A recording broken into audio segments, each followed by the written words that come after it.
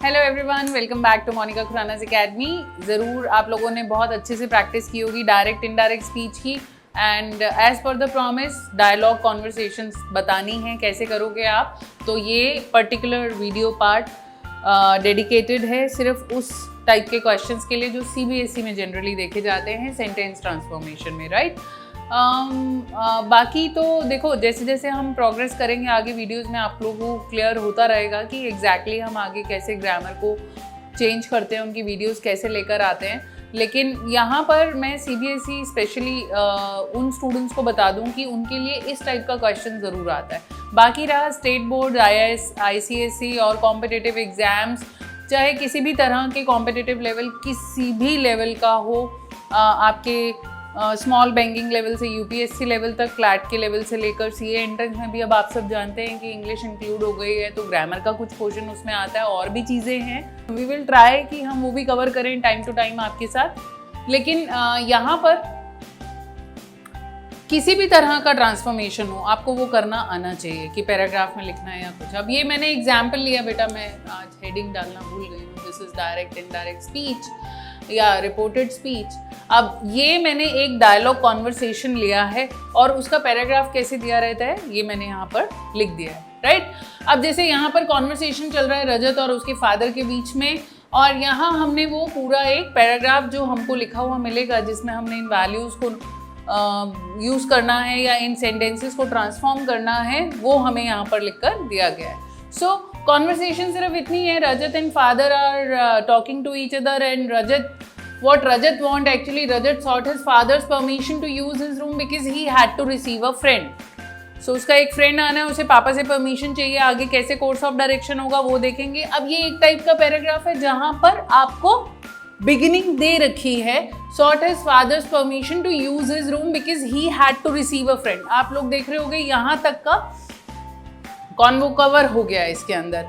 अब इसी को ये कैसे दे सकते थे? सिंपली रजत आस्क्ड ऐसा लिखा हो सकता था, आगे ब्लैंक आपको दिया रहता हो सकता था कि हाँ ठीक है, रजत आस्क्ड हिज फादर इतना लिखा होता, और फिर इतना पोर्शन आपको इनडायरेक्ट स्पीच में चेंज करना होता। तो ऑब्वियसली आप वो उसी रूल के हिसाब से चलते हैं। आपको ये सॉर्ट और ये पूरा आगे ही had to receive a friend and all, ये सब इस तरीके से यूज़ करने की ज़रूरत नहीं पड़ती। आप तब इसमें यही लिखते।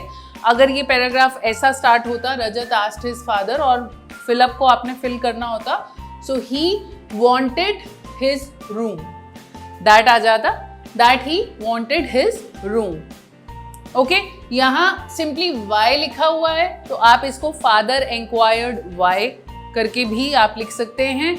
अदरवाइज यहाँ पर हमने देखा आपने कहीं भी यूज नहीं है, लेकिन जब एक पर्टिकुलर डायलॉग को चेंज करना है तो father enquired why, कोई कंजंक्शन लगाने की जरूरत नहीं है, क्योंकि आप लोगों ने समझ लिया है WH फैमिली से पहले कोई कंजंक्शन यूज नहीं होता है। Rajat, I have to receive a friend. Rajat replied that he had to receive a friend. तो हम इसको वैसे ही लिख के चलते, लेकिन हमें वो पैराग्राफ मिला जो यहाँ तक उन्होंने अपने तरीके से कंप्लीट कर दिया। तो ये एक इस तरह का स्पेसिमेन भी है कि you can write one sentence into various forms. जिन लोगों ने भी हमारे साथ सेंटेंसेस का वीडियो अभी तक वॉच नहीं किया है, आप वो वॉच कर सकते हो। And if you are new watcher, thank you so much for watching us and showing your belief in us, and those who are already our subscribers, I would like to thank them heartily, because of those students only we got inspiration to shoot these kinds of videos। okay, so आगे देखते हैं। his father said, क्या लिखा है? अब आप इसको fill up यहाँ पर आपको दे दिया, ब्लैंक दे दिया है कि आपने फिल करना है, तो अब आप क्या लिखेंगे? मन में सोचो, लिखो, और मैं आंसर बताऊंगी, उससे क्रॉस चेक करो। His father said. ओके, अब ये हमारा अफर्मेटिव या असर्टिव सेंटेंस है, तो हमें पता है भैया यहाँ पर हमारा कंजंक्शन क्या आ जाएगा? दैट। यू रजत के लिए है, रजत जेंडर मेल है, सो ही। हैव हमारा हैड में चेंज हो जाएगा, that he had his own room. Okay, so ये हमारा सेंटेंस यहाँ पे खत्म हो जाता है। His father wanted to know, sorry, his father said that he had his own room, Rajat replied. अब यहाँ पर अगेन ब्लैंक है, इस ब्लैंक में अब रजत का रिप्लाई हम लोगों ने लिखना है। कैसे लिखेंगे? कंजंक्शन यूज होगी दैट, क्योंकि अफर्मेटिव है, कोई इंटेरोगेटिव नहीं है। That his room was too small to show it to Rahul. आप वैसे भी कवर कर सकते हैं, याद है हम लोगों ने टू और टू वाले सेंटेंसेस सीखे थे। अगर वो आप नहीं यूज करना चाहते तो आप सिंपली फुल स्टॉप लगाकर यहां से दोबारा लिख सकते हैं ही, नहीं तो आप फुल स्टॉप हटा के एंड भी लिख सकते हैं अगर सेम स्टेटमेंट में है। ये तीनों चीजें फुल्ली एक्सेप्टेबल हैं, right. So that his room was too small to show it to Rahul, ऐसा लिख दो, या that his room was too small and he could not, या फिर कई बच्चे लिखेंगे सो, राइट। तो आप दो सेंटेंसेस को जोड़ रहे हैं, आप सो कंजंक्शन भी यूज कर सकते हैं। आपको गाइड ये किया जाएगा, या डिजायरेबल सिचुएशन ये होगी, फुल स्टॉप लिख के आप उसको अगेन न्यू सेंटेंसेस स्टार्ट करो। He could not show that to Rahul. It that में चेंज हो जाएगा, नहीं तो इट को आप अगर वो प्रेजेंट कंटेक्स्ट में चल रहा है तो उसको इट रहने दो, नहीं तो दिस की तरह वो भी दैट में चेंज हो जाएगा, राइट गाइज। आगे क्या है, his father wanted to know, क्या जानना चाहते हैं, हु इज दिस राहुल, कैसे चेंज करोगे। अब आप में से जो बच्चों ने कंजंक्शन लगाई है प्लीज मार्क्स 0 दे दो, और जिन्होंने भी ऐसे लिखा है हु वॉज दैट राहुल तो क्वेश्चन मार्क लगाया है वो भी 0 दे दो। आपको पता है इंटेरोगेटिव का फर्स्ट रूल है कि हमें इसको फुल स्टॉप में यानी कि असर्टिव सेंटेंस में चेंज करना है, तो ये क्या हो जाएगा, his father wanted to know who that Rahul was. Who was that Rahul लिखोगे तो आपका इंटेरोगेटिव साइन वहीं पर रहेगा क्वेश्चन मार्क, और सेंटेंस इंटेरोगेटिव ही रहेगा, जबकि पहली कंडीशन ये है कि हमें इसे असर्टिव सेंटेंस में चेंज करना है। रजत टोल्ड हिम, क्या बोला रजत ने, he is the police superintendent son, he is not ordinary. So again आप क्या लिखेंगे, Rajat told him he was, he again उसके फ्रेंड के लिए तो ही रहेगा। नॉर्मली अगर सेंटेंस उन्होंने अपनी तरफ से लिखा होता तो रजत फ्रेंड भी लिखा जा सकता था, अदरवाइज नेम तो यहाँ शो नहीं है, तो he was the police superintendent son, he was not ordinary. ठीक है, सो कॉन्वर्सेशन दी हो और पैराग्राफ में आपने उसको फिल करना हो, किस तरीके से होता है। यही मैंने यहाँ पर कार्टून फॉर्म बनाई नहीं है कि मैं आपको यहाँ पर कार्टून्स दे सकूँ इसके और उनके डायलॉग शो कर सकूँ और फिर पैराग्राफ में फिलअप करना दे सकूँ। वो एग्जैक्टली आप डायलॉग्स को फिल करना हो या उनके डायलॉग्स एक कार्टून फॉर्म में लिखे गए हों तो आप उसको यूज़ कर सकते हैं। बहुत सारे लोग कैरिकेचर वर्ड यूज़ करते हैं, कार्टून और कैरिकेचर सेम नहीं होते। कैरिकेचर होते हैं एक रियल और आपके नोन पर्सन को कार्टून फॉर्म में ड्रॉ करना, दैट इज़ कैरिकेचर। और कार्टून जो है वो एग्जैक्टली आपकी इमेजिनेशन होती है, राइट। अब जैसा कि मैंने आपसे कहा था कि ऐसे कुछ सेंटेंसेस के बाद बच्चे सबसे ज़्यादा कंफ्यूज होते हैं, ऑप्टेटिव सेंटेंसेस को कैसे चेंज किया जाए। ऑप्टेटिव याद है ना, विश जिसमें शो की जाती है, या फिर हमारे एक्सक्लेमेटरी सेंटेंसेस को कैसे शो किया जाए। फॉर एग्जाम्पल मैं अगर एक सेंटेंस रीड करके बताती हूँ, hurrah my son has again won the scholar batch, said Mr. Jain, congratulations said I। अब congratulation quoted था यानी विद इन इन्वर्टेड कॉमा था, hurrah my son has again won the scholar batch inverted comma. अब इसमें आप देख रहे हो कि इस सेंटेंस को अगर मुझे इनडायरेक्ट सेंटेंस में चेंज करना है, यानी कि डायरेक्ट सेंटेंस को हटा के मुझे रिपोर्टिंग वर्ब और रिपोर्टेड स्पीच का रूल वही रहेगा, इनडायरेक्ट में बदलना है, पर यहाँ पर कॉन्ग्रेचुलेशंस, हुर्रा, इस तरह के वर्ड हैं, तो उनको मैं कैसे चेंज कर सकती हूँ। सबसे पहला रूल कंजंक्शन दैट रहेगी। सेकंड रूल आपने असर्टिव सेंटेंस ही बनाना होता है, दैट मीन्स एक्सक्लेमेटरी साइन हट के आपका फुल स्टॉप में चेंज हो जाता है।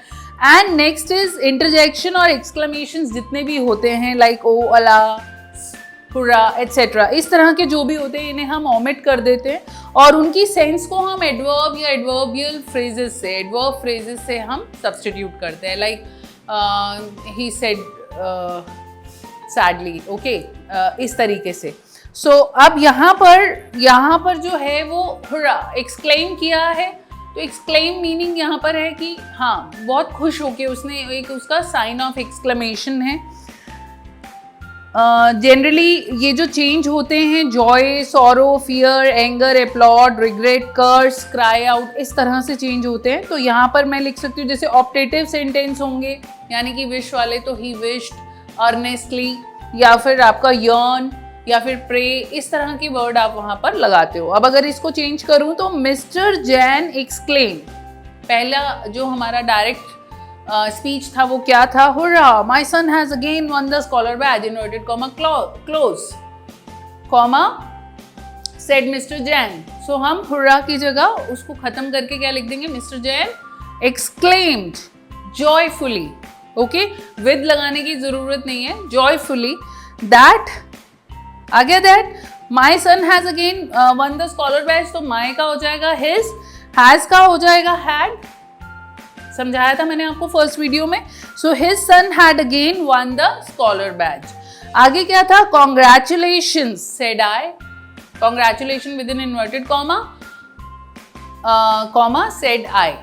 सो आई कॉन्ग्रेचुलेटेड हिम, ये भी लिख सकते हैं, otherwise I gave him my congratulations. So किसी भी तरीके से आप उसको मेंशन कर सकते हैं। फॉर एग्जाम्पल अगर मैं सेकेंड सेंटेंस यहाँ पर देखूं, Malaika said to me what a pity you missed my sister's wedding. Said to में मैंने आपको बताया था चेंज करना है, आस्क लगाना है या इंक्वायर्ड लगाना है या टोल्ड लगाना है, वो सब मैंने आप सेकेंड वीडियो देखो अगर आपने मिस किया है तो। So Malaika exclaim that it was, exclaimed हो गया, अब यहाँ लिखने की जरूरत नहीं है, पिटीयसली लिख सकते हो, अदरवाइज एक्सक्लेम्ड आ गया सिंपली। व्हाट अ पिटी का मीनिंग क्या है? It is a great pity, what a pity. हाँ, so it was a great pity.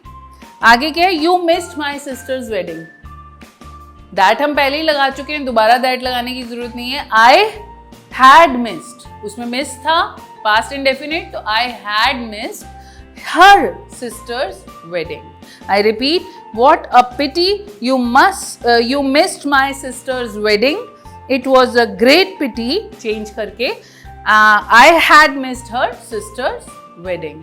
So example कुछ लिए हैं मैंने यहाँ पे, जैसे कि the captain said to goalkeeper bravo, well done.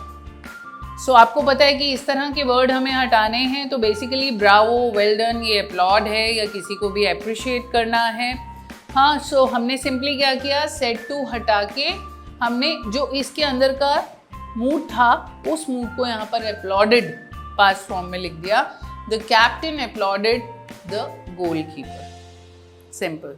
So generally ये इस तरह के सेंटेंसेस आपको पूछे नहीं जाते अगर गूगल फॉर्म्स वगैरह कुछ भी दिए जाएंगे या डिजिटल पैटर्न में चेक किए जाते हैं, क्योंकि इस तरह के सेंटेंस को बहुत तरह से चेंज किया जा सकता है।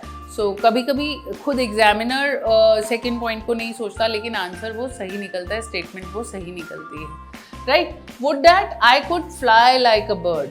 अब वुड दैट क्या है? I wish, would that I मतलब I wish, I could fly like a bird, said Anushka.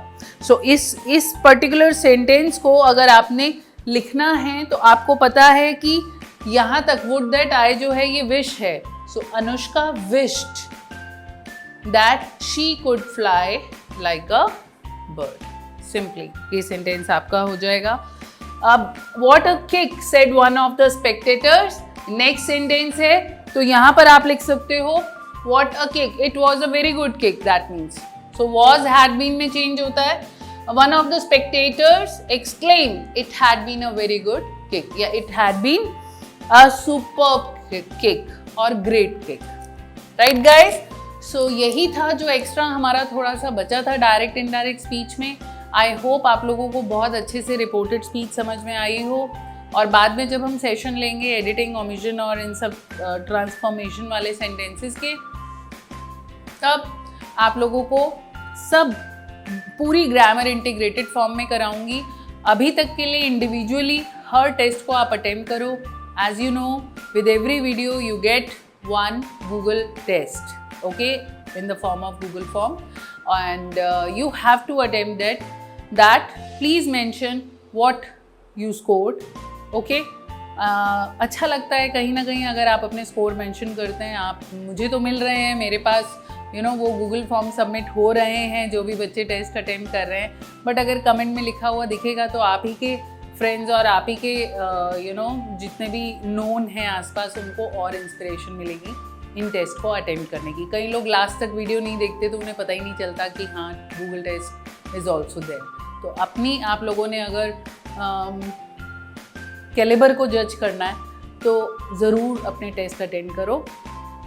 I wish you all the best. God bless you all. Thank you so much for watching our channel.